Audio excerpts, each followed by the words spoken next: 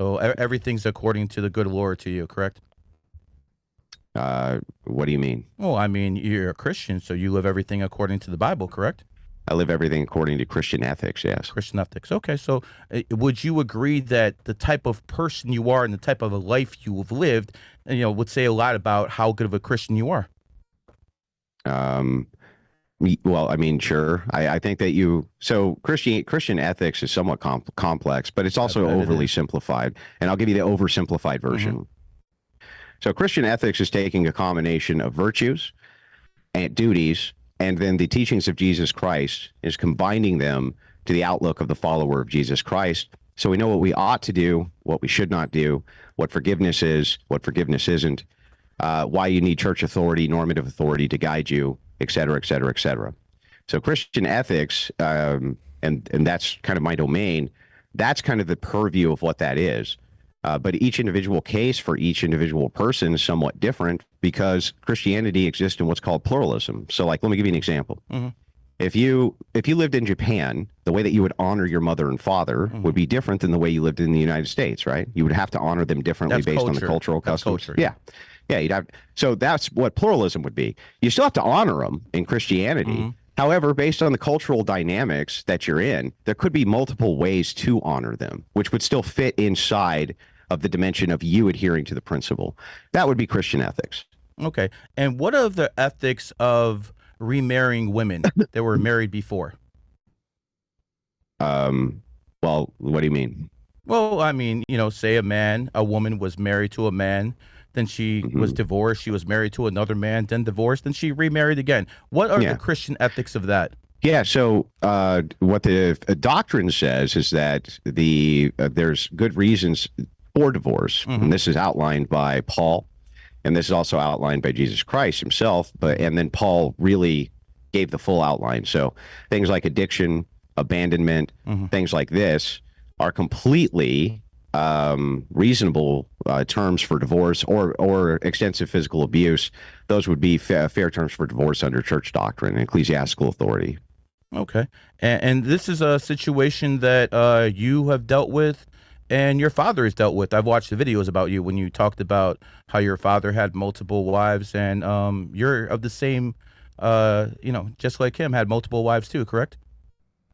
Well, yeah, that's true. Okay, so you took vows and you broke mm-hmm. them. Is that very Christian of you? I didn't break any vows. Oh, no? You have two people who mm-hmm. exist. For one thing, this is I would say this is outside the purview of the debate. Well, I don't think so. We both agreed how a man lives his life. Gary, I'm willing to engage. Gary, calm down. I'm willing to engage with it. One last time. Yeah, we'll have to go to time rounds here. Calm down. Are you saying that a divorce under grounds of abandonment or addiction or things like this, that those are not within the Christian purview of Christian ethics? Well, I would say that, when people make those statements, sometimes they lie. Christians have a habit of lying, as you know, with our last debate. So, just because they say something about, say something about abandonment. If you're claiming I'm lying, that's fine. I just would like the proof. Well, I mean, you're taking care of another man's kids, aren't you? And the proof that I've done anything wrong is? Well, the proof is that you took an oath to a wife, and basically you broke that vow. No, I didn't. And now you're with a different woman. First of all, I was a secularist essentially. Uh-huh.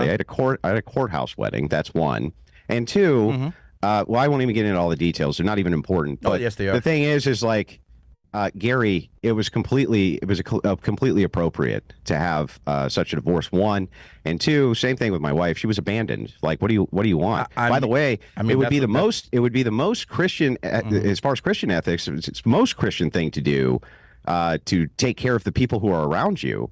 Like, why would it, for instance, like if your brother died or something like this, wouldn't you take care of his kids? That's a false narrative. No one died. Wouldn't you take care of his kids? No, what happened is another man left your wife, and now you're taking mm-hmm. care of them. So is that what you're telling us? What's immoral about that, Gary? Is that what a good Christian is?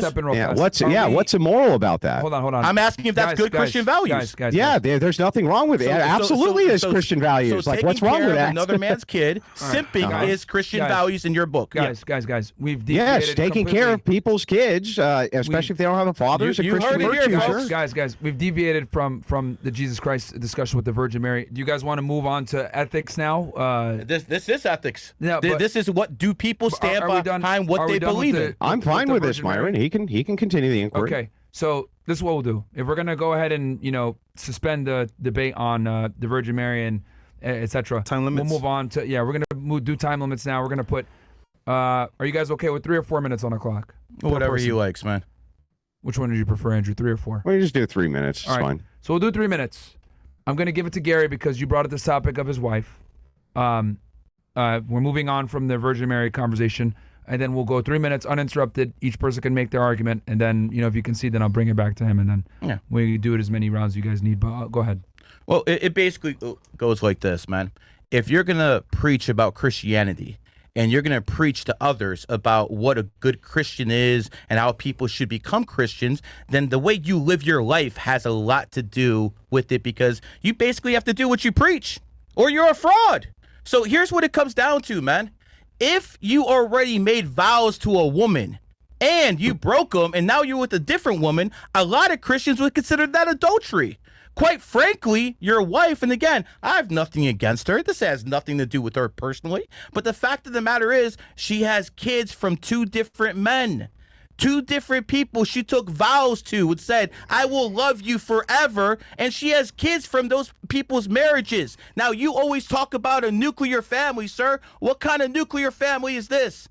The nuclear family is the bedrock. Hold on, sir. The nuclear family is the bedrock of society. A mom, a dad, kids, not a Brady Bunch. Not an ex-wife and an ex-husband. They get a whole bunch of kids from different marriages together, and they think everything's going to be kumbaya. This is what destroys society from within. So if you actually want to be a good Christian or a good Muslim or a good anything, pick the right one the first time. Now, I'm going to make this clear. I'm a numerologist. I'm not divorced like you, brother. I'm not divorced like your woman, because I pick my my woman based off numerology and astrology. Come up here, baby. We're going to make this abundantly clear, okay? When it comes down to it, you have to understand that numerology and astrology is supreme. Numerology and astrology will tell you if you're picking the right woman or the right man if you're a woman. Not this Christian nonsense. You've already failed, sir. She has failed twice. You have failed once. Who knows? Maybe you got another fail in the future. I don't know. But all I know is I've been married to my baby for 20 years. And everything we do is based off numerology and astrology. And last point, I'm not raising someone else's kids as a numerologist. You are as a Christian. I yield my time. All right, we'll put 3 minutes on the clock.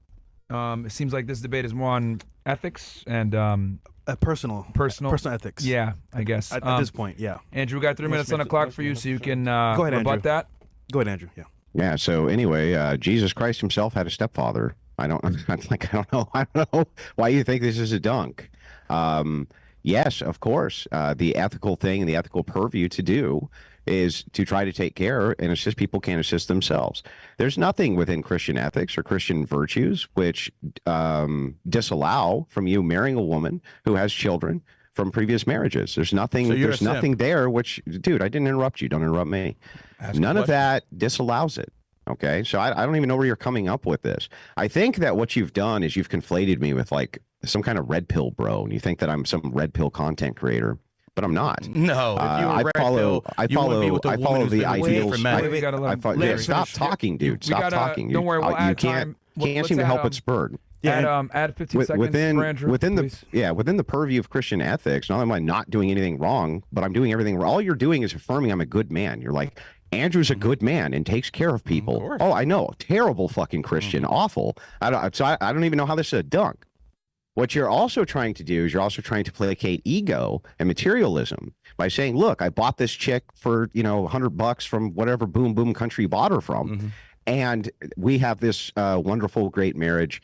And, I'm not raising anybody else's kids and blah, blah, blah, blah, blah. I'm a numerologist. Buy my shit. Buy my product. I never said that. The entirety. I never said anything about buying anything, did I? I don't know why you're interrupting me. About buying anything? Why you keep interrupting me, bro? Go, Gary. Don't worry. We're giving you an extra 20 seconds. It's my turn. You're good. So the thing is like, for you to just say, well, what you're doing is anti-Christian. There's nothing anti-Christian about it. This is an old criticism. It never done anything to hurt me a bit. Most people have mixed families these days because, unfortunately, we had to go through the boomer generation, Gen X, this type of thing. You're dealt the hand that you're dealt. People have stepfathers. They love their stepfathers. People have stepmothers. They love their stepmothers. It happens this way sometimes. Is it optimal for society? No.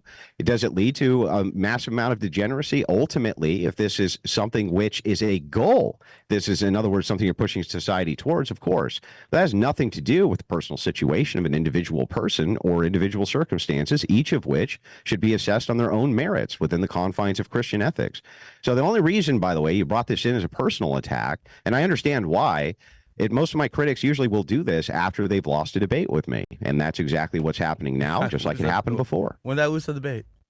Is that it, Andrew? Or that's it? Okay. Yeah. All right. You had a little bit extra time. We'll turn it back to you, Gary. I'll put 3 minutes on the clock. Let's get started, man. We have a man here who failed in his first marriage, and again, this is a devout Christian man, and he married someone who has kids from two different men. So he's trying to tell you this is being a good Christian. This is being a good simp. Okay? This is exactly what it is. This man is a simp, and he's trying to use religion as a clutch and a cope to cope for his simp. Sir, I never confuse you for a red pill. A red pill would never have someone like your wife who's been with two different men raising different kids, okay? So let's not have anyone confuse anyone with red pill here. You are a grifter. You are a religious grifter who is using it as a clutch to get people on your side, to get other Christians to like you, because even though I'm accused of being in a cult, the actual biggest cult in the world is Christianity. 2.3 billion people in this cult. But remember what this man just showed you. He can't prove Jesus is real by any stretch of the imagination. All he can tell you is, oh, well, if a whole bunch of people agree on something, that must be real. Okay, sir. Use that logic the same way you talk to women. This man will go on the whatever podcast. This man will go on Fresh and Fit and call people cucks when he's a simp himself taking care of other people. This is basically what he is. He's a fraud. He's been proving what he is. And at the end of the day, sir, this is what numerology got me, brother. You can say all you want, bro. This is a 40-year-old woman. You want to compare what as Christianity got you to what numerology got me? This is facts, sir. So again, you're a joke. You're being made to look like a joke right now. So you can keep simping the Christianity. You can keep grifting it. At the end of the day, sir, you go home to a woman with a whole bunch of different kids, and that's what you are. That's what your legacy is. So keep praying, brother, because they ain't gonna help you. I'll finish with this. 2,000 years Christians have been saying Jesus is coming back. That means tens of billions of people alive have basically thought that Jesus is coming back in their lifetimes. That means tens of billions of people died fools. Jesus ain't coming back. I can't prove he didn't exist. I will give that to you. I can't prove he didn't exist. But you and everyone like you can't prove he did. In closing, my wife came here on a work visa. I found her 20 years ago. I looked at her birthday. I said, loyal woman who's going to be good at raising kids. And that's exactly what she does. Because you know what? Maybe to you, it doesn't matter that you raise kids that don't look like you. To me, it does. We ain't the same, bro. All right. I'll put 3 minutes on the clock. Go ahead, Andrew. Yeah, Andrew. Yeah, I guess this will be the last one on this round, I'm guessing. And then what was the next topic that you guys want to hit with Christianity? Yeah, okay, so now you guys, I did not interrupt Gary even once, right? Yeah, and don't worry, if he interrupts you, we'll add time to your clock, so you're okay. So imagine the subversive over here pretending that he has kids that look like him. I'm sorry, sir. I just want to point out to you, the woman you're with, not the same distinguishing phenotypical characteristics that you have. So I don't know what the fuck you're talking about, first of all, with, did I interrupt you even once, Gary? Stop spurging, Gary. Calm down, Gary. Yeah. That's one. Two, you're not rich. You're a fucking fraud. You've been a fraud for years, and I have lists of all of the frauds in which you've conducted, which include your fake rings, which include your fake ties to the Trump administration, which you do not have. You do not have ties to the Trump administration. That's a lie. How do I know? Well, it's pretty easy to deduce, because the people who are in the Trump administration have no fucking clue who you are, Gary. And they're definitely not taking numerological advice from you. That's for damn sure. On top of all of this, all that you have done is say, Andrew, because I can't defeat your arguments, I'm going to attack the fact that 20 years ago, or 15 or whatever it is, you married a woman who had kids. So fucking what? That's not outside of the purview of Christian ethics, one. Doesn't prove anything. And then two, you also say that I preach. I don't preach. I'm not a preacher. I've never preached. I don't know what the fuck you're talking about. I'm a debater. I debate worldviews, and I debate subversive worldviews especially, but I don't preach to anybody. I don't know where the fuck you even came up with that. I don't have a ministry, and I don't want one. I'm sure I could have one, but I don't want a ministry. On top of all of this, your claims are actually quite weak, right? The only thing that you can say is like, well, if you have stepkids, you're a cuck. That would encompass so many people. It's unbelievable. And also logically, you would have to take the next step that if you adopted, you were a cuck, right? Which makes no fucking sense at all. If you were to take care of kids from like a brother or sister who died, you would equally be a cuck. Like all of these things you would have to give a semantic distinction why it's a different thing, right? Being a step parent is not evil, Gary. Now, when you're talking about optimals for society, I can talk about what's optimal. It is optimal to be in an intact nuclear family. Who would know that better than somebody who wasn't in one? You're saying that a person who wasn't in a nuclear family could never give a descriptor that being in a nuclear family was better? That's fucking stupid. That's dumb. That's like saying that former drug addicts can't tell people that drugs are bad. Like, of course they can. And those are the people you want to say it more than anyone. So I don't understand even the logic here. It makes no sense. But on top of all of that would be forgivable. Okay? All of it would be forgivable. If it weren't the case that I know you're just a subversive. That's it. And the only reason you're upset with me is because I'm vastly popular, and I'm going to continue to be vastly popular while you nip on my heels on fucking X like the pathetic loser that you are, Gary. And there's nothing that you're going to be able to do about that. And the reason is because I am superior at debate. I'm superior at politics. And I have literally found you out and shown people that you are indeed a grifting fraud.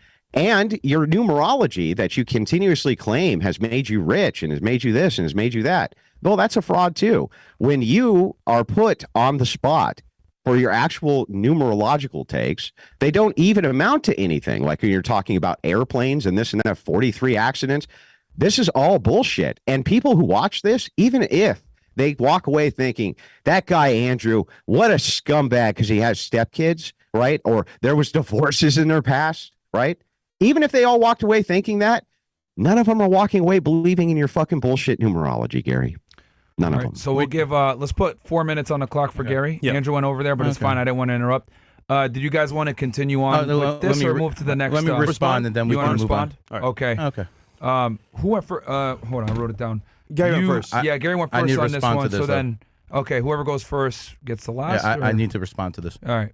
Okay, let's start like this. You're pretty good at your refresh. You know what's real. Does that look like a fake ring to you? In your vast expert opinion. The weight is definitely there, but I would need a machine to verify everything, but it looks pretty real to me. Okay. Now let's start with that. But Fresh, I never claimed that I know Donald Trump personally, did I? No. Okay. Did I say for about 3-4 months straight, I'm going to get you in Trump's inauguration? Yes. And was that a very difficult ticket to get? Yes, I think 15. Myron, when you were in D.C. with me, did I not offer to take you to Trump's inauguration? Yeah. Did I not have the tickets with me? You did. Okay. So again, I never said I know Donald Trump personally. I said I know people in his administration, which is what I do.